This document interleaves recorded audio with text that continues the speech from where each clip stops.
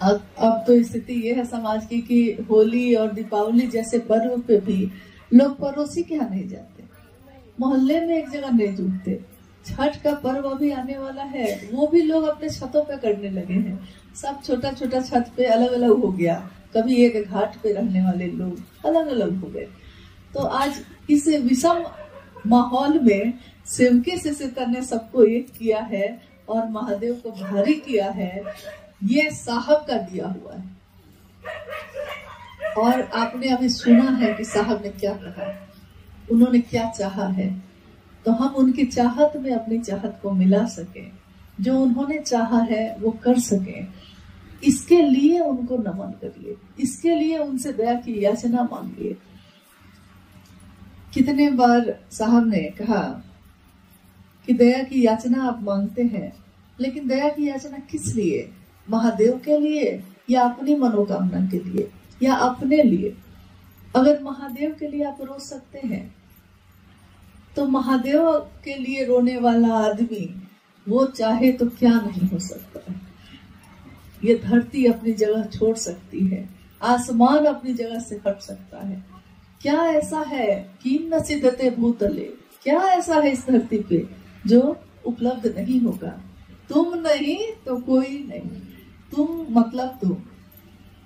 ये भाव हम लोग के अंदर था तो नहीं, लेकिन साहब श्री के सानिध्य ने मन को ऐसा बना दिया, मन में ऐसा भाव ला दिया है। अभी मां नीलमानंद और साहब,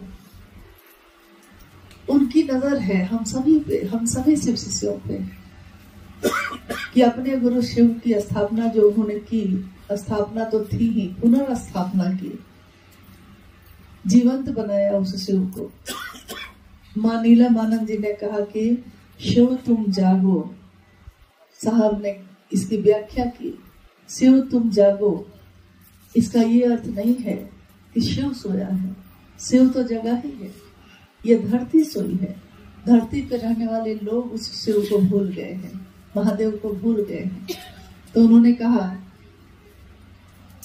कि महादेव को जगाने का काम करना है। और देखिए, क्या ये सिर्फ साहब और दीदी के वाक्य थे?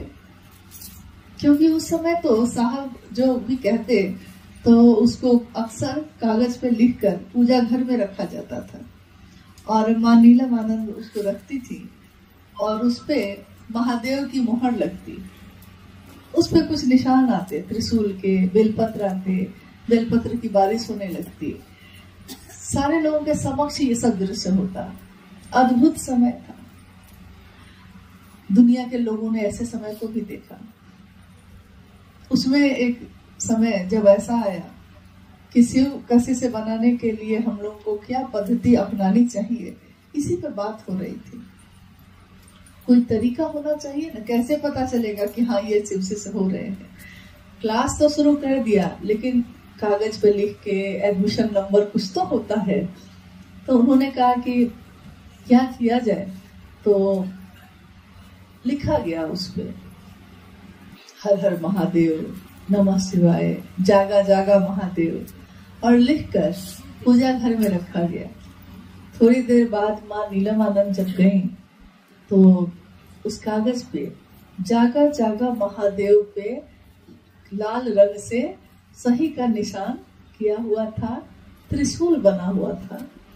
यानी वो भाव सत्ता जो है, भाव ग्रहण करते हैं, और उस भाव में उन्होंने जो शिव शिष्यता के लिए सही था जो वाक्य, क्योंकि हर हर महादेव तो सदियों से होता आया है, और नमः शिवाय का मंत्र भी सदियों से, प्राचीन काल से चल रहा है। तो जागा जागा महादेव, आज तक इतने प्राचीन भारत के इतिहास में कहीं पे भी आपने इस शब्द को नहीं सुना होगा, जागा जागा महादेव, ये नहीं सुना होगा। हाँ, और देखिए शिव का शिष्य बनने की घोषणा शुरू हो गई इसी के साथ। ये शब्द जो है, इस शब्द में ताकत है, क्योंकि शब्द सिर्फ अक्षर नहीं होता है, किसके द्वारा कहा गया, किसका आदेश है, किसका चैतन्य है उसमें, मतलब किसकी ऊर्जा है उसमें, इसका प्रभाव होता है। बोलते हम आप हैं, लेकिन प्रभाव तो उस शब्द का है। हम जैसे ही किसी को कहते हैं, आप खुद बताइए कभी किसी की घोषणा आपने की है और जब ये वाक्य आप बोलते हैं तो आपको कैसा महसूस होता है? आपका शरीर, आपका मन रोमांचित हो जाता है, एक सिहरन सी होती है, लगता है जैसे कुछ संचरित हो रहा है, कुछ हम दे रहे हैं, कुछ हमें आ रहा है, ऐसा लगने लगता है इस वाक्य को बोलने से। आज तक तो इसकी का प्रचलन नहीं था, नहीं, शिव की कथा का प्रचलन था। शिव पुराण, रामायण, महाभारत, गीता, शिव पुराण बहुत सारे घरों में रखे थे और गांव में, शहर में, मंदिरों में इसकी कथाएं होती थी, आज भी होती हैं। बड़े बड़े भागवत कथाओं का आयोजन होता है, उसमें जो जो अच्छी चीजें हैं सब कोई बताते हैं। लेकिन आज से पहले कभी भी किसी भी चीज में, अध्यात्म के जगत में कहीं पे भी आपने किसी देवी, किसी देवता के साथ चर्चा शब्द सुना? नहीं सुना।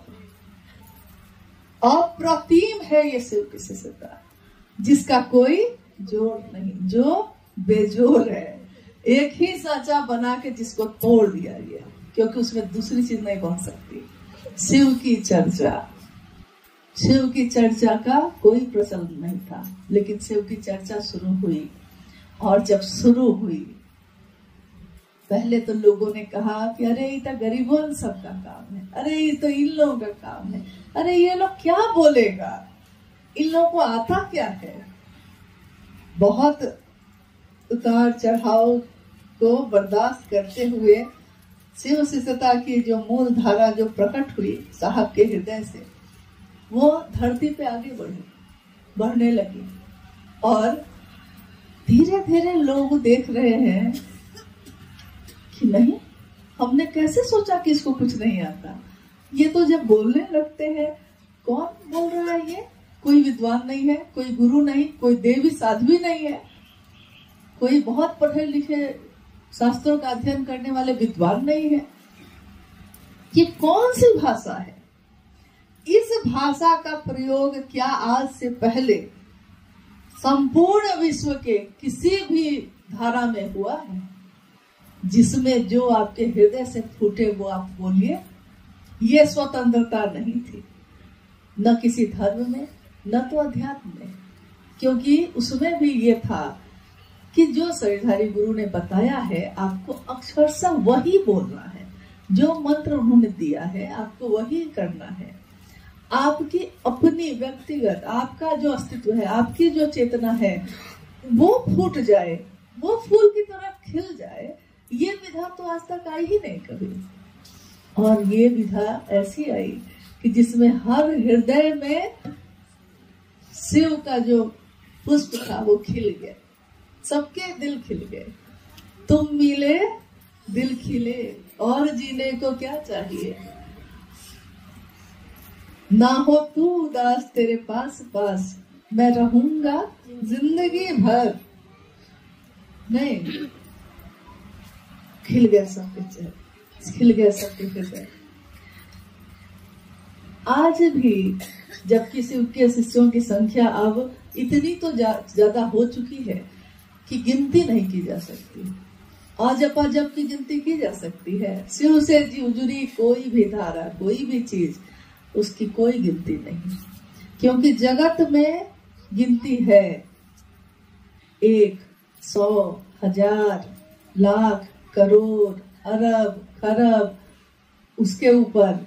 लेकिन जाते जाते, थोड़ा सा ऊपर जाते जाते उसके बाद अनंत लिख दिया जाता है, क्योंकि इसके बाद की गिनती जगत के लोगों को नहीं आती, तो लिख दिया जाता है अनंत। उसका भी एक इस तरह से निशान बना होता है। अनंत की गिनती किसके पास है? ये अनंत कहाँ जाता है? ये अनंत कहाँ से आता है? तो ये महादेव का जो, अब महादेव का जो दायरा है, महादेव का जो विस्तार है, उसकी गिनती नहीं हो सकती। तो शिव शिष्यों की गिनती कैसे हो सकती है? शिव शिष्यों की भी गिनती अब संभव नहीं है, और कहां कहां तक ये पहुंची है ये भी बताना संभव नहीं है।